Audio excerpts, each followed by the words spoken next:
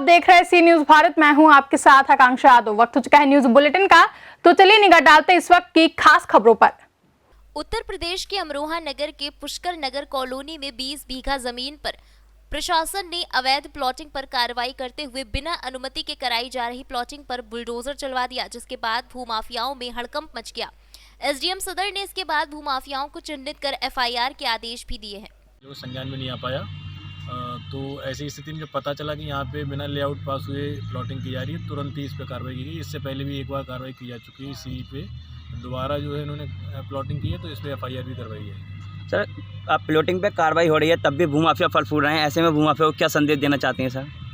मैं ये कहना चाहूँगा कि इस समय साफ साफ निर्देश है हमारे जॉइंट साहब का भी, और ये सरकारी नियम भी है कि आप लेआउट पास करा कर ही प्लॉटिंग करवाएं, अन्यथा अगर आप बिना लेआउट पास कराए प्लॉटिंग कराएंगे तो उसको जेसीबी चलाकर ध्वस्त कर दिया जाएगा। अमरोहा से सी न्यूज संवाददाता गौरव श्रीमाली की रिपोर्ट। बरेली के कस्बा शीशगढ़ के मोहल्ला शेखुपुरा वार्ड नंबर 8 के निवासी रईस अहमद दोनों पैरों से विकलांग है। आज से 5 महीने पहले वो अपने परिवार के साथ बरेली के ठिरिया निजावत खां में रहने लगे। दिनांक 6 जनवरी को उनके भाई हनीफ का फोन आया। कुछ लोगों ने उनके मकान पर ताला तोड़कर सामान जैसे कि टीवी, फ्रिज, वॉशिंग मशीन, सोने की चैन आदि सामान निकाल कर ले गए और मकान पर कब्जा करने की कोशिश कर रहे हैं। क्या नाम है आपका? क्या मामला है आज जो आप एप्लीकेशन देने आए हैं? ये है कि घर पे हमारे कब्जा कर रहे हैं, ताले तोड़े, हमारे घर के ताले तोड़ने वाले सामान उसमें से गायब कर दिया हमारा। इसका भैया है, इसकी बहन है, इसका भौजाई है, ये हमारी घरवाली है। कहाँ के रहने वाले हैं आप? शीशगढ़ के रहने वाले हैं। आपने थाने गए थे आप? हाँ, थाने गए थे हम। जाने के बाद में पुलिस वाले उन्हें पकड़ के लाए, लाने के बाद में रिश्वत लेके उन्हें छोड़ दिया। सामान वामान भी कुछ ले गए आपको? हाँ, सामान निकला। क्या क्या ले गए? सामान फ्रिज है, बॉक्सिंग मशीन है, अलमारी है। कब की घटना है ये? बैटरा है। कब की घटना है ये? यह परसों की घटना। किसी की मतलब कोई मुकदमा नहीं दर्ज हुआ अभी? बरेली से सी न्यूज संवाददाता रविंद्र पाल सिंह के साथ मुकेश सिंह की रिपोर्ट। टीएसपीसी हार्डकोर नक्सलियों पर चतरा पुलिस अंतिम प्रहार करने में जुटी है। टीएसपीसी सुप्रीमो सहित 4 शीर्षस्थ हार्डकोर नक्सलियों के खिलाफ झारखंड पुलिस ने इनाम घोषित करते हुए उन सभी नक्सलियों की तस्वीरों को जारी किया है। जारी की गई तस्वीरों में टीएसपीसी सुप्रीमो ब्रजेश उर्फ गोपाल सिंह भोगता उर्फ सरदार जी पर 25 लाख, सेकंड सुप्रीमो मुकेश गंजू उर्फ मुनेश्वर गंजू 15 लाख, आक्रमण गंजू उर्फ रविंद्र गंजू 15 लाख, धीखन गंजू उर्फ नेताजी पर 10 लाख का इनाम घोषित किया गया है। झारखंड पुलिस और चतरा पुलिस के द्वारा लगातार टीपीसी के उग्रवादियों के विरुद्ध अभियान एवं छापेमारी की जा रही है। भविष्य में चतरा पुलिस और झारखंड पुलिस इसके विरुद्ध और ज़्यादा प्रतिबद्ध रहेगी। इसमें जो भी इस संगठन के उग्रवादी हैं वो हिंसा का रास्ता छोड़कर जो सरकार की आत्मसमर्पण नीति के जो जितने भी लाभ हैं, अगर उसको उठाना चाहते हैं तो उनका मुख्य धारा में बिल्कुल स्वागत है, और जो ऐसा नहीं करते हैं उनके विरुद्ध भविष्य में और कड़ी कार्रवाई की जाएगी। इसमें 4 जो मेन लीडर्स हैं, जो बड़े उग्रवादी हैं टीपीसी संगठन के, जिसमें ब्रजेश गंजू, मुकेश गंजू, आक्रमण और भीखन गंजू, इनके विरुद्ध जो पुरस्कार राशि घोषित की गई सरकार के द्वारा, वो हमने आज प्रेस विज्ञप्ति के साथ जारी किया है। जो भी इसमें सूचना दाता होंगे, इनको गिरफ्तार कराने के लिए जो भी इनमें सूचना देंगे, उनकी आइडेंटिटी गोपनीय रखी जाएगी और उनको गोपनीय ढंग से ही पुरस्कृत किया जाएगा। साथ ही साथ टीपीसी के उग्रवादियों के साथ जो भी समर्थक हैं, जो लोग उनके साथ जिनकी साठगांठ है, जो उनके पैसे का लेन देन करते हैं, जो उनके सामान, खाना इत्यादि को पहुंचाने लाने का कार्य करते हैं, उनके विरुद्ध भी लगातार कार्रवाई की जाएगी। और खासकर इनके जो उग्रवादी हैं और जो समर्थक हैं, उनकी जितनी भी चल अचल संपत्ति है, जो गलत तरीके से जितने भी पैसे कमाए गए हैं, उसमें जो भी संपत्ति अर्जित की गई है, उसको भी सत्यापित करते हुए उनकी जब्ती की कार्रवाई पहले भी की जा रही थी और भविष्य में और ज़्यादा तेज की जाएगी। चतरा से सी न्यूज संवाददाता लक्की की रिपोर्ट। चतरा इंकलाबी नौजवान सभा ने चतरा केसरी चौक पर अडानी अंबानी का पुतला दहन कर केंद्रीय मोदी सरकार का विरोध किया और किसानों का समर्थन करते हुए कहा कि अडानी अंबानी से यारी और किसानों से गद्दारी नहीं चलेगी। इनकलाबी नौजवानों कमेटी ने केंद्र की मोदी सरकार से इन कृषि कानून बिलों को काला कानून बताते हुए वापस लेने की मांग की। वापस नहीं लेने पर जिले से लेकर कस्बे तक विरोध करते ही रहेंगे, ऐसी धमकी भी दी। इस कार्यक्रम में प्रदेश से आए प्रदेश सचिव अमल घोष और प्रदेश उपाध्यक्ष शिव सिंह, जिला संयोजक सिकंदर उर्फ बबलू, सह संयोजक अरविंद कुमार, माकपा माले नेता कयूम अंसारी और कार्यकर्ता शामिल हुए। ये जो मोदी सरकार के द्वारा जो तीनों कृषि काले कानून है, इसकी वापसी के सवाल पर, इस तीनों काले कानून की रद्द के सवाल पर हम लोग जो देश का जो है पूरे अर्थव्यवस्था, पूरे जो सार्वजनिक क्षेत्र से लेकर के अब खेती किसानी को भी जो है अडानी अंबानी के हाथों में सौंपने की तैयारी कर चुकी है। और इसी के खिलाफ आज हम लोग चतरा के केसरी चौक में हम ये आह्वान करने के लिए आए हैं कि देश के किसानों का आंदोलन सिर्फ किसानों का ही नहीं, बल्कि देश के किसानों के आंदोलन में सड़क पर तमाम छात्र, नौजवान, महिला, यहाँ तक कि तमाम जो प्रगतिशील ताकत हैं वे सभी इस सड़क पर उतर चुके हैं। और ये हट धर्मिता वापस ले और किसान विरोधी काला कानून को जो है अविलंब वापस ले मोदी सरकार। और हम जब तक आंदोलन पे जारी रहेंगे,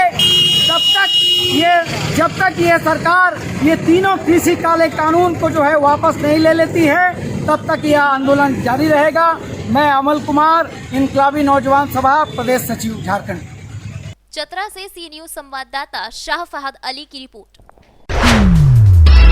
खंड शिक्षा अधिकारी ओम प्रकाश पाल के निलंबन के विरोध में शिक्षकों ने बीआरसी पर भारी संख्या में एकत्र होकर विरोध प्रदर्शन किया और उनके सम्मान बहाली की मांग की।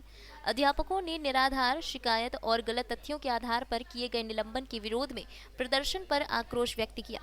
ब्लॉक के कई संगठनों के शिक्षक, शिक्षिकाएं, शिक्षा मित्र और अनुदेशकों खंड शिक्षा अधिकारी ओम प्रकाश पाल के निलंबन को निरस्त कर उन्हें ससम्मान बहाल करने की मांग की। शिक्षक पदाधिकारियों और शिक्षकों ने बिना साक्ष्य के लगाए गए आरोप को निराधार बताया और कहा कि इस तरह से षड्यंत्र पूर्वक कार्रवाई को गैर जरूरी है। इस विरोध प्रदर्शन में सैकड़ों की संख्या में शिक्षक उपस्थित रहे।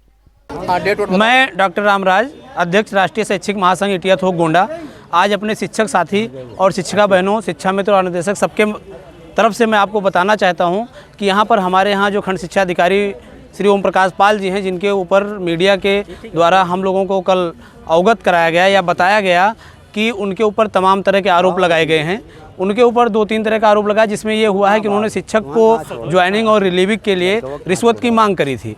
मैं आज आप लोगों को सभी की तरफ से ये बताना चाहता हूँ कि इंग्लिश मीडियम की ये ज्वाइनिंग का एक हिस्सा था, जिसमें 3 दिन का समय रखा गया था। 9 जुलाई सन 2019 को लेटर सबको डिस्ट्रीब्यूट किया गया था पंतनगर बीएसए कार्यालय से, और उसको 3 दिवस के अंदर लिखा हुआ है कि सबको अपने विद्यालय में कार्यभार ग्रहण करना है। और हमारे खंड शिक्षा अधिकारी श्री ओम प्रकाश पाल जी ने इटिया थोक ब्लॉक संसाधन केंद्र पर 19 जुलाई सन 2019 को उन्होंने पदभार ग्रहण किया है। अगर कोई व्यक्ति 12 तारीख के बाद यहाँ पर 19 तारीख को उन्होंने ज्वाइन किया है, तो उसके लिए उनके ऊपर आरोप लगाना हमारे शिक्षक साथियों की नज़र में बिल्कुल गलत है। उनके ऊपर ये सारे आरोप बिल्कुल मिथ्या हैं। और मैं अपने साथियों की तरफ से माननीय निदेशक महोदय से, शासन प्रशासन से और मुख्यमंत्री जी से मैं चाहूँगा कि आप लोग मीडिया के साथी वहाँ तक पहुँचाएँ कि इस मिथ्या दोषारोपण को हटाते हुए उनको ससम्मान ब्लॉक संसाधन केंद्र इटिया थोक पर उनको पुनः जो है ज्वाइनिंग अतिशीघ्र कराई जाए। अन्यथा ये शिक्षक तब तक आक्रोशित और लामबंद रहेंगे जब तक उनको ससम्मान यहाँ पर पुनः पदस्थापित नहीं किया जाएगा। जो कि बहुत ही निष्ठा और मेहनत के साथ अपने कार्य को संपादित करते हैं। जो भी सरकारी कार्य उनको सौंपे गए हैं उसका निर्वहन पूरी तन्मयता से कर रहे हैं।